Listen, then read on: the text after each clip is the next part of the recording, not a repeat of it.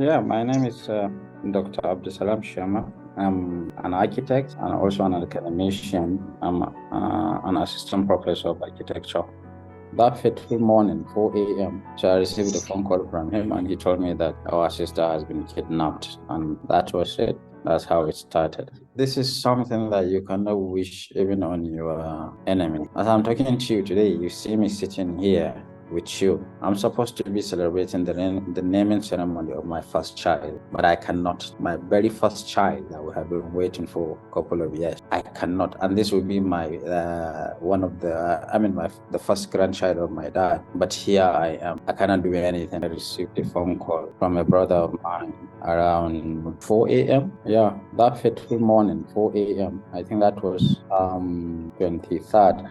Yeah, around 20, yes, 20 something, if I can remember correctly, because today marks exactly 2 months. So I received a phone call from him and he told me that our sister has been kidnapped. And that was it. That's how it started. She was at the Federal University, Gusau, that's in Zamfara State. She's in her final year biology education, and that should be her last semester. So she was there trying to round up around 2 to 4 the operation took place between 2 a.m. to 4 a.m. because later on I learned that the chief security, what I learned was he alerted the security bodies, the DSS, the police, and the military. He informed them, but nobody showed up. So they carried the operation. It wasn't something that they did in a couple of minutes. No, it was something that they did in a couple of hours because it took them around 2 hours to do that. And they carried the operation successfully and they went away with them. Then on the same morning, I think 7 or 8 students were rescued because on that fateful morning, we learned that around 45 of them or 47 because there are some workers that belongs to another company, construction company that were doing a project there. So around 47 of them. Later on, we learned that 7 has been released on that fateful day. So we didn't know how it happened. They ran away, or there was because military were chasing them, which I don't know. I cannot testify to that. To me, I think they ran away because if the military were chasing them, I don't think there is any way we'll be here 2 months and continuously counting the days. So that's how they got released. And later on, I think 14 of them were released, and that was the end of it. We tried to reach out to the university because that's their responsibility actually, because this student are yours. Technically, the university is aware of it, and the university had gone into an arrangement with these people that they should come and live in this dormitories, and this is why they tried, I think, earlier on before the new vice chancellor to provide them with some sort of security. So they are very aware of that, and they are not far away from the university. Well, like I said, we tried to contact the university, and they refused to say anything. I have a friend that is working there. Through that friend that I was getting a feedback from the chief security, and he was telling me that the chief security, you can understand his information will be limited. DSS will not let him in, military will not let him in, police will not let him in. That's understandable. But the most unknown part of it was the vice chancellor, in my understanding, ran away for couple of weeks. I don't know if he went to Sokoto or if he went to Abuja, because that's what I heard. So he ran away. They are not contacting anyone. They refused to talk to anyone until when the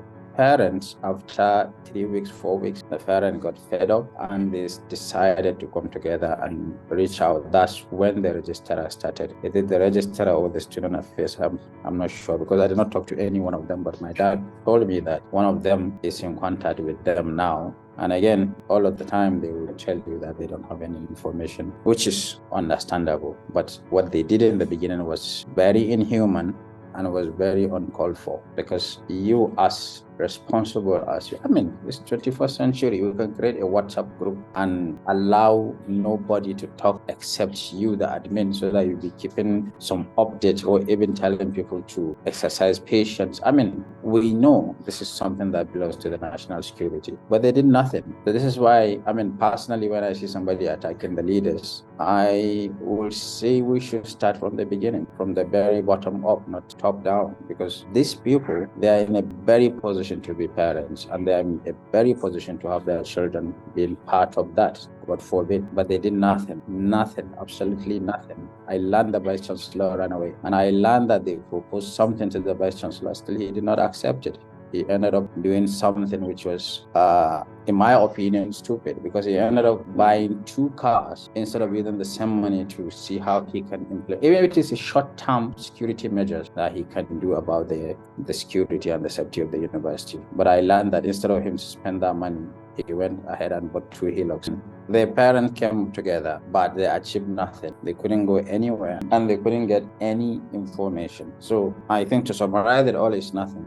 What I want you to understand is that number 47 or 45, it was also not sure. I mean, we are not sure of if that 47 was the exact number. Nobody can testify for that, because these children were sleeping in their dormitories and they were chased away and they were taken to this by this bandit. So that number is not exact actually. I mean, I cannot confirm that even initial number, but according to those numbers, with the 8 that have been released, with the 14 that were released later, now we should be counting around 27. Yeah, what I saw was, I just saw the governor and the minister of the humanitarian affairs, I think, posing on a picture. I saw it on the Twitter handle of NTA. That's the only thing I know about it. But the thing you said about some parent paying for some ransom, I also heard about it, that there was a father who was contacted and he paid a ransom, and they were, I mean, his daughter was not released, and that was the last time that number was being reachable after he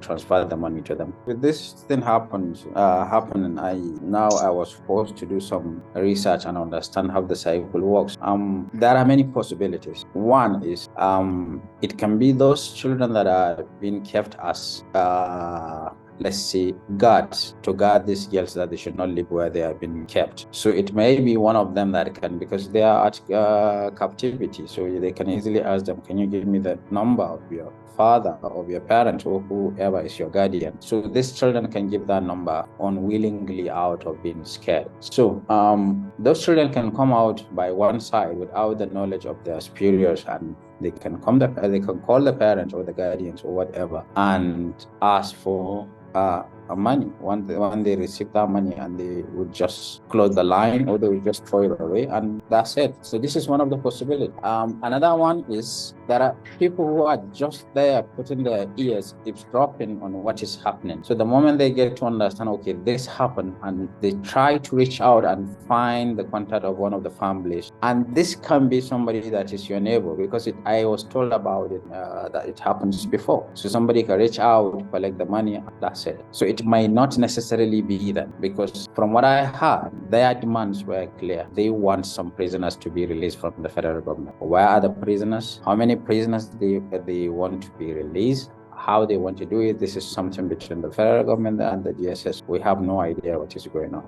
This is something that you cannot wish even on your enemy. As I'm talking to you today, you see me sitting here with you. I'm supposed to be celebrating the naming ceremony of my first child, but I cannot. My very first child that we have been waiting for a couple of years, I cannot. And this will be my the first grandchild of my dad. But here I am. I cannot do anything. And from the let's say the background, you understand that I'm just here alone with my thoughts. So this is something that I cannot wish on anyone. You cannot celebrate anything. You cannot do anything. As I'm talking to you, less than 48 hours ago, my mom was at the hospital for high blood pressure. I cannot describe this thing to you. It's really heartbreaking, devastating, and it's really crazy to be thinking that human beings are being held in captivity by some people with other demands, that those demands, they know very well we don't have the power to do that. We don't have the power to release any prisoner.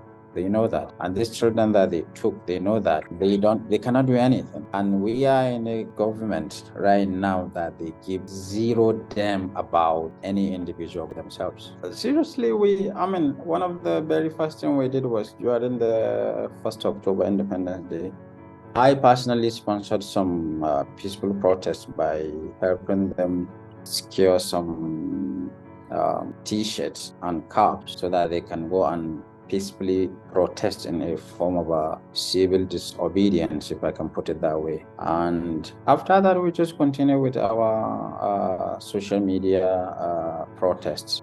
And we have been tagging them, all of them, from the President Belano Tinubu to Fashion Sheikh Tima, the BP, to the senators, the Nigerian Senate, the National Assembly. And if you check my Twitter handle, you will see that I'm doing that every single day. And every single day, I'm doing that almost 50 times, tagging the governor of Zamfara State, Dauda Lawan, tagging the State Minister of Defense, Bello Mataralu, tagging Badaru. So we have been doing everything that we can do in our own capacity. Nothing has been done. Nothing has been acknowledged. We have no idea what is happening. And I don't think, I'm not a political scientist, but these people, they don't care. They don't. Because if they care, I mean, there was a time my sister called my mom, she was crying and she was just saying that everything that they want, we should do it. We said, okay. And they did not say anything except this demands from the government. We don't have access to these people. How can we reach these people? How can we reach the minister? How can we reach the president or whatever? In your own state, you don't have access to reach the government. I mean, as Nigerian, you know what I'm talking about. These people, yesterday I was watching a video clip. This guy arrived his home city, the former governor of Zamfara State. He arrived in Amotan. So how can you reach him, you as a common citizen of the Federal Republic of Nigeria? So this is the unfortunate situation, and that's the reality of what you are dealing with. This is why I'm saying to you that we cannot do anything. We can't, because there's nothing to do. If this is what I was telling my mom whenever she's crying, that if these people come and say, okay, we want this amount of money and we cannot come with this money as family, then you can sit down and point fingers that you and me, we failed. But they are asking something from the government. How can we do that? And these people are very heartless. They are very heartless. You cannot go to Zamfara and abduct people and you expect those people to make an impact in a country where human lives doesn't matter at all. And you expect the government to do anything. They will not do it. They will not do it.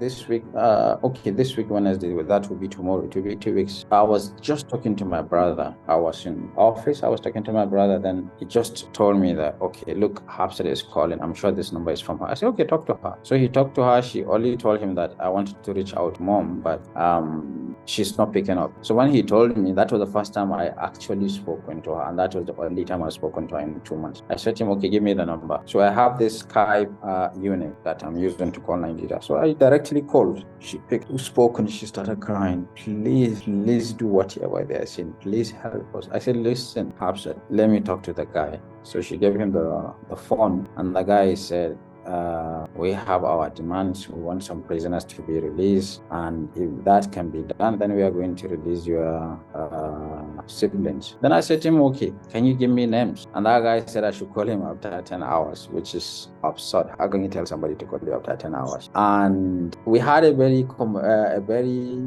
let's say funny, because it wasn't a serious conversation in my opinion, because he was telling me that, I said to him, how can you expect somebody from Gusau that came to the university and you're expecting them to make an impact? These people that you want them to hear you, we cannot, and we have no access to them. And that guy told me that you guys are the one running the country. And I told him, those running the country, their children are in London, their children are in Paris. And that guy told me, no, we are running the country. He doesn't care. He was speaking Hausa. The accent 100% Fulani, because you can understand the accent from the way he was. He was Fulani, and he was telling me he has never seen the road of Abuja. So how can he know that if you can access any one of the leaders? He doesn't know. All he knows that they have a demand. And I said to him, can you just give me the name? He said, okay, I'll give you one, and I will see if you can secure his release. So I just wanted to have the name of whom he was looking for, so that I can try to put it out on social media by tagging these people if they will respond or something. But he did not say anything. Exactly after the 10 hours, I tried calling him, the number was off. With our consent from the loved ones and the friends, it has been there right from day one, Facebook, on Twitter, because on Twitter I just started seeing it, people posting it. I have no idea how they take the picture. You can use it. Actually, I just don't want to sleep today without knowing that she is at home with our family. That's the only thing that I wish for her. be back as quick as this evening. That's my hope and that's my prayer. Personally, for me as a citizen of Nigeria and as an individual, I don't have hope in our political framework. But the only thing that is making me optimistic about Nigeria is knowing that those security agencies, they still have their sanity. In as much as we are thinking of what is happening with the insecurity and stuff, but I am very optimistic about what they are doing, the military, because I think the very day that our military, the general framework of our military or our security system come to the same level of how the democracy is run in the country, and that's the very day we will run into anarchy. So I have hope in them, and every single day I'm seeing their sacrifices, especially the Nigerian military. Sometimes you see that they are successful in their operation. Sometimes you see that a lot of them lost their lives, which is heartbreaking when I imagine what their family is going through. So with that is the only thing that is keeping me with my optimism. Very optimistic about the future, that is going better, and I appreciate how they are putting their life in line in order to secure the country. I just hope that we will have a democratical system and leaders that will support a better Nigeria. Right now, we don't. All we have is those security agencies trying at their own capacity without the support that they needed to operate. So I just hope it will be better. Thank you for the opportunity, and thank you for trying to do the good work. And thank you for amplifying our voices and our grievances to the whole world to know what is happening. Thank you so much.